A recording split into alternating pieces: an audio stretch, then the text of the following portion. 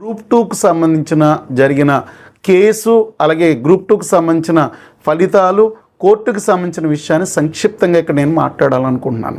ఎందుకంటే నేను ఇక్కడ ఇదివరకు మన గ్రూప్ 1 గ్రూప్ 2 సంబంధించిన మంచి ఫలితాలు గాయత్రి కాంపిటేటివ్ అకాడమీకి రావడం, అలాగే ఈ విద్యార్థులందరూ కూడా మనకి ఏంటంటే చాలాసార్లు అసలు మీరు ఎందుకు సార్ దీని మీద మాట్లాడట్లేదు, ఏం జరిగింది అన్నప్పుడు సరే ఖచ్చితంగా నేను ఈ యొక్క కోర్టు ఈ విషయం ఏపీపీఎస్సీ దీన్ని ఆపడంతో కోర్టు విషయాన్ని కూడా మీ ముందు ఉంచాలనే ఉద్దేశంతో గ్రూప్ 2కు సంబంధించిన నోటిఫికేషన్ యొక్క సంక్షిప్త చరిత్ర, అంటే ఈ గ్రూప్ 2కు సంబంధించిన విషయాలు, అంటే మనకి గత ప్రభుత్వానికి సంబంధించిన నోటిఫికేషన్, అంటే ఇదంతా కూడా మనకేంటి 2023-24లో జరిగిన చాలా కీలకమైన ఘట్టాలన్నీ కూడా ఇక్కడ ఒకసారి మాట్లాడడం జరుగుతుందండి.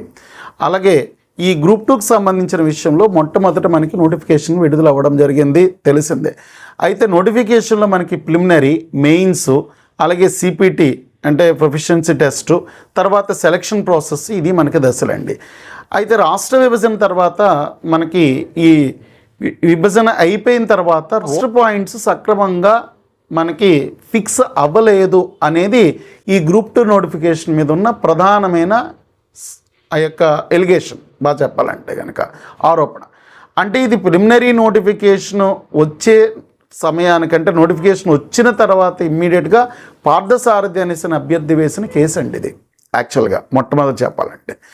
అయితే ఈ కేసు అలా ఉన్నప్పటికీ కూడా దీని మీద మనకి వాదోపవాదనలు అవి కూడా పెద్దగా జరగకపోవడం, ఆ జరగకపోయిన సందర్భంలో ప్రిలిమినరీ పరీక్ష పెట్టడం, ఆ ప్రిలిమినరీ పరీక్షలో మనకి ఏంటంటే ప్రిలిమినరీలో చక్కగా పేపర్ని చాలా అనలైటికల్గా టఫ్గా మనకి ఖచ్చితంగా అడగడం, దీనిలో ఎక్కువ మంది అభ్యర్థులు క్వాలిఫై అవ్వలేని పరిస్థితి ఏర్పడడం, తర్వాత ఆంధ్రప్రదేశ్ ఎలక్షన్స్ జరగడం, ఆంధ్రప్రదేశ్ ఎలక్షన్ జరిగిన తర్వాత మనకి రీసెంట్గా నిన్న వచ్చిన సమాచారం ప్రకారం అంటే సెప్టెంబర్ 2వ తేదీన మనకు వచ్చిన సమాచారం ప్రకారం కట్ ఆఫ్ మార్క్స్ ఎంత అనేసి అంటే 18.28 అంటే 18.28 మార్కులు వచ్చిన ప్రతి అభ్యర్థి కూడా పరీక్ష రాసాడు 1:100 రేషియోలో మెయిన్స్ ఎగ్జామ్స్కి తీసుకెళ్ళడం జరిగింది. గత ప్రభుత్వంలోనే మనకి ఏంటంటే దీనికి సంబంధించి 1:100 తరపున అందరికీ కూడా పరీక్ష వెళ్ళడానికి సిద్ధం చేయడం జరిగింది. ఒక పక్కనేమో కోర్టు కేసు పెండింగ్లో ఉంది, మరొక వైపు విద్యార్థులు చాలామంది చక్కగా ఎక్కువ మంది 1:100 వల్ల ఎక్కువ మంది సెలెక్ట్ అవ్వడం, 18.28 విద్యార్థులు వచ్చిన మార్కుల వల్ల అందరూ కూడా మెయిన్స్ రాయడం అనేది సిద్ధమవడం జరిగింది. ప్రిపరేషన్ అంతా కూడా చేస్తున్నారు. చేస్తున్న సందర్భంలో మనకి ఏంటంటే కాస్త ఎన్నికలు ఇవన్నీ వల్ల మళ్ళీ ఇది వాయిదాకు గురవడం జరిగింది. అయితే విద్యార్థులు చాలా ప్రిపరేషన్ కొనసాగించడం జరుగుతున్నప్పుడు అక్కడ పార్థసారథి అనే వ్యక్తి ఆల్రెడీ వేసిన కేసు కోర్టులో పెండింగ్లో ఉంది. దాని మీద వాదనలు కానీ ఇతర విషయాలు కానీ ఎక్కడ కూడా అక్కడ జరగట్లేదు. ఈ పక్కన విద్యార్థులందరూ కూడా ప్రిపరేషన్ కొనసాగించడం జరుగుతుంది. ఇలాంటి సందర్భంలో మనకి ఏంటంటే కనుక ఈ ఎగ్జామ్ సంబంధించిన ఈ ఎలక్షన్ ఫలితాలు రావడం, ఈ మెయిన్స్కి సిద్ధమవుతున్న సందర్భంలో అనుకోకుండా మనకి సోషల్ మీడియా, టెలిగ్రామ్స్, యూట్యూబ్ ఛానల్స్లో ఈ ఆల్రెడీ కోర్టు కేసు ఉంది కాబట్టి ఈ ఎగ్జామ్ అవుతుందా లేదా అని ఒక చిన్న ఆలోచన ఎక్కువగా చర్చ అది కూడా మనకి సోషల్ మీడియాలో జరగడం జరిగింది. ఈ చర్చ మరింతగా పెద్దదే. అక్కడ చాలామంది ఆ పార్థసారథి గారితో కొంతమంది కలవడము, కేసుని మనకి రైట్ చేయడం అది కూడా జరగడం జరిగింది. విద్యార్థులు ఏ దశకు వచ్చారంటే ఇక మన పరీక్ష జరగదేమో, ఇక పరీక్ష జరిగే అవకాశం ఉండదేమో, అందులో లోపాలు ఉన్నాయేమో అనేసి అందరూ అనుకునే సందర్భం ఏర్పడింది. ఇలా అనుకున్న సందర్భంలో ఏం చేశారంటే సరే అందులో లోపాలు ఉన్నాయి కాబట్టి కొత్త ప్రభుత్వం వచ్చింది కాబట్టి ఆ లోపాలు సరిదిద్దిన తర్వాత పరీక్ష పెడితే బాగుంటుందని చెప్పి విద్యార్థులందరూ కూడా మనకు ఆలోచించడం మొదలుపెట్టారు. ఈ సందర్భంలో ఎమ్మెల్సీలని, ఎంపీలని, ఎమ్మెల్యేలని కలవడము, రిప్రజెంటేషన్స్ ఇవ్వడము, ఇవన్నీ కూడా జరిగాయి. పరీక్ష వాయిదా వేయండి అనే విషయాన్ని. అయితే ఇదే సందర్భంలో మన గౌరవ ముఖ్యమంత్రి గారు కూడా విషయంలో వాయిస్ మెసేజ్లో స్పందించారని, అదేవిధంగా మన యొక్క మంత్రి గారు వీళ్ళందరూ కూడా మంత్రి గారు కూడా మనం స్పందించిన తర్వాత జనరల్ అడ్మినిస్ట్రేటివ్ డిపార్ట్మెంట్ నుంచి ఒక ప్రత్యేకమైన లెటర్ ఒకటి జిఏడి నుంచి వెళ్ళడము, ఏపీపీఎస్సీకి లెటర్ చేరిన తర్వాత పరీక్ష వాయిదా పడుతుందని మన న్యూస్ ఛానల్స్, సోషల్ మీడియా అంతా కూడా పరీక్ష వాయిదా పడుతుందని సిద్ధమైపోవడం జరిగింది. ఆ సందర్భంలో జిఏడి నుంచి ఏపీపీఎస్సీకి వెళ్ళిన లెటర్ ఉన్న సందర్భంలో ఎమ్మెల్సీ ఎలక్షన్ కోడ్ జరుగుతుంది. ఈ ఎమ్మెల్సీ ఎలక్షన్ కోడ్ సందర్భంలో ప్రభుత్వం యొక్క ఆదేశాలను ఏపీపీఎస్సీ ఏంటంటే ఎట్టి పరిస్థితుల్లో అలాంటి ఆర్డర్స్ అవి కూడా మనకి కన్సిడర్ చేయవలసిన వంటి పరిస్థితులు కూడా ఉండవు. అలాంటి సందర్భంలో మనకి గౌరవ చైర్మన్ గారు ఆ టైంలో ఉన్నప్పుడు ఈ పరీక్షను కండక్ట్ చేయడానికి సన్నాహాలు ఏర్పాట్లు చేయడం జరుగుతుంది. ఇలాంటి సందర్భంలో ఇంక ఎగ్జామ్ జరుగుతుందనగా కొన్ని రోజుల ముందు విద్యార్థుల అలజడి రావడం, సో వీళ్ళు ధర్నాలు రావడం, అనేక సమస్యలు, సోషల్ మీడియాలో హల్చల్ చేయడం, మనకి ఈ రాస్తారోకాలు చేయడం, సో రోడ్లు బ్లాక్ చేయడం, చాలా సమస్యలు ఇవన్నీ కూడా తలెత్తడం అనేది మీరు అందరికీ కూడా తెలిసిన విషయమే. ఇక ఇలాంటి సందర్భం జరుగుతున్నప్పుడు మొత్తానికి పరీక్ష అయితే కూడా జరిగిపోయింది. చాలామంది ఒక విధంగా చెప్పాలంటే ఒక అప్సెట్, సో ఒక బ్యాడ్ మూడ్, జరగనని పరీక్షకి జరిగిపోవడం లాంటి పరిస్థితుల్లో పరీక్ష రాశారు. ఈ పరీక్ష రాసేసిన సందర్భంలో ప్రిలిమినరీ అయిపోయింది, ఆల్రెడీ మెయిన్స్కి వచ్చేసాం.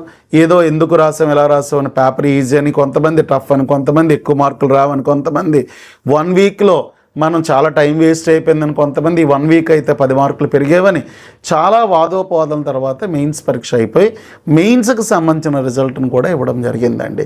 ఈ మెయిన్స్ రిజల్ట్ ఇచ్చిన తర్వాత ఇందులో మనకి సిపిటి పరీక్షకు కూడా మనకి సిద్ధమైపోయి సిపిటి ఏర్పాట్లు కూడా ఏర్పాటు చేసి ఈ సిపిటి ఎగ్జామ్ కూడా కండక్ట్ చేయడం అనేది సంపూర్ణంగా పూర్తయిపోవడం జరిగింది. అయితే ఈ సందర్భం ఇక్కడ ఇలా జరుగుతున్న పరిస్థితుల్లో మనకి మరొక వైపు కోర్టుకు సంబంధించిన విషయాలు కూడా ఇక్కడ ఒకేసారి ఈ పార్థసారథి గారితో పాటు ఇంకా విద్యార్థులందరూ కూడా అక్కడ కోర్టుకు సంబంధించిన విషయాలు జరుగుతున్నాయి. ఆ కోర్టుకు సంబంధించిన విషయాలు ఏం జరుగుతున్నాయి అనేది మనం ఒకసారి చూద్దామండి. అంటే ఆల్మోస్ట్ ఫలితాలు వచ్చేస్తాయి అనే సందర్భంలో కోర్టుకు సంబంధించిన విషయాలు జరిగిన విషయాలు చూద్దాం. ఏంటంటే కనుక అక్కడ మీకు ఇందాక చెప్పినట్టుగా ఈ యొక్క నోటిఫికేషన్లో సమస్య ఉంది కాబట్టి పరీక్షని ఆపండి అని ఇక్కడ జడ్జి గారి దగ్గరకు కూడా మనకి అడగడం జరిగింది. అక్కడ గవర్నమెంట్ని అడిగారు, ఏబిపిఎస్సిని అడిగారు. సో అలాగే జడ్జి గారిని అడిగినప్పుడు జడ్జి గారు ఎట్టి పరిస్థితుల్లో మనకి గౌరవ జస్టిస్ మనకి సుబ్బారెడ్డి గారు ఏంటంటే స్టే ఇచ్చే ప్రసక్తి లేదని చెప్పేసి ఆయన చెప్పడం జరిగిందండి. అయితే పరీక్ష కూడా పెట్టేశారు, పరీక్ష పెట్టేసి ఏర్పాట్లు కూడా చేయడం జరిగింది. అయితే పరీక్ష అయిపోయింది, సిపిటి టెస్ట్లు అయిపోయి మరి కోర్టులో ఇంకా ఏంటంటే ఈ కేసు అది పూర్తిగా ఏదీ తేలలేని సందర్భం. ఆ ఏదీ తేలలేని సందర్భంలో సుబ్బారెడ్డి గారి తర్వాత మనకి జస్టిస్ చల్లా గుణరంజన్ గారు మనకి రావడము, అక్కడ ఈ వెకేషన్ హాలిడేస్ అని రోస్టర్స్ మారడంతో జడ్జెస్ మారడం అనేవి ఇవన్నీ కూడా జరిగి అక్కడ పెద్దగా వాదోపవాదనలు పెద్దగా జరిగిన అంశాలు కూడా మనకి కనిపించలేదు కోర్టు కేసులో. అలాగా ఈ విధంగా మనకి జస్టిస్ న్యాపతి విజయ్ గారు దగ్గరికి ఈ కేసు మనకి రావడం జరిగిందండి. ఈ జస్టిస్ న్యాపతి విజయ్ గారి దగ్గరికి వచ్చేసరికి కేసు దగ్గర జరుగుతున్న విషయాలు ఏంటంటే కనుక ఆల్రెడీ ఈ పరీక్ష ఆపండి అనే వాళ్ళ దగ్గరికి చాలామంది ఏంటంటే ఇక్కడ యాడ్ అవ్వడం జరిగింది. అలాగే ఆల్రెడీ రిజల్ట్ ఇచ్చేశారు కాబట్టి సో రిజల్ట్ ఫలితాలు అనుకూలంగా ఉన్న విద్యార్థులందరూ కూడా, అంటే దీన్ని మేము చెప్పాలి అంటే కనుక సో సెలెక్ట్ అయిన విద్యార్థులందరూ కూడా లేదు గవర్నమెంట్ కరెక్ట్గానే చేసిందని ఇంప్లీట్ పిటిషన్ అనేది ఇవ్వడం జరిగిందండి. ఈ ఇంప్లీట్ పిటిషన్ అనేది అంటే సో ఈ యొక్క వాద ప్రతివాదులు అంటాం కోర్టుకు సంబంధించిన దాంట్లో. అంటే ఇంప్లీట్ పిటిషన్లో సెలెక్ట్ అయిన అభ్యర్థులు అందరూ కూడా వచ్చి కోర్టు ముందుకు మళ్ళీ వాళ్ళు కూడా వాదనలు వినిపించడం జరిగింది. అంటే నోటిఫికేషన్ వచ్చిన తర్వాత మనకి కేసు వేసిన వ్యక్తులు వాదనలు విన్నారు, ఇంప్లీట్ పిటిషన్ వేసిన వ్యక్తుల యొక్క వాదనలు విన్నారు. ఇలాంటి వాదనలు జరుగుతున్న సందర్భంలో మనకి ఈ సెప్టెంబర్ 2వ తేదీన మన అడ్వకేట్ జనరల్ గారు కూడా మనకి ఏంటంటే కోర్టుకు హాజరవ్వడం జరిగింది. ఈ కోర్టుకు హాజరైన తర్వాత సో ఆయన కూడా ప్రభుత్వం తరపున ఆయన వాదించడం జరిగింది. సో వాదనల తర్వాత మనకి ఇక్కడ ఏం జరిగింది అంటే కనుక ఆల్మోస్ట్ ఇంచుమించు వాద ప్రతివాదనలు 2 కూడా పూర్తయిపోయి గవర్నమెంట్ తరపున సెలెక్ట్ అయిన అభ్యర్థుల తరపు నుంచి ఒక వాదన, అలాగే పూర్వం నుంచి కూడా కొనసాగుతున్న కేసు అంటే పరీక్ష ఆపాలి, ఇందులో నోటిఫికేషన్ తప్పులు ఉన్నాయి, ఈ తప్పులన్నీ కూడా సరిదిద్దాలి అనే విషయంతో ఒకవైపు ఈ 2 వాదనలు కూడా పూర్తిగా మనకి ఏంటంటే వాళ్ళ వైపు వీళ్ళ వైపు అంటే ఆపాలని వాళ్ళు, సో ఈ ప్రాసెస్ కంటిన్యూ చేయాలనే వాదనలు 2 కూడా మనకి పూర్తి అవ్వడం జరిగింది.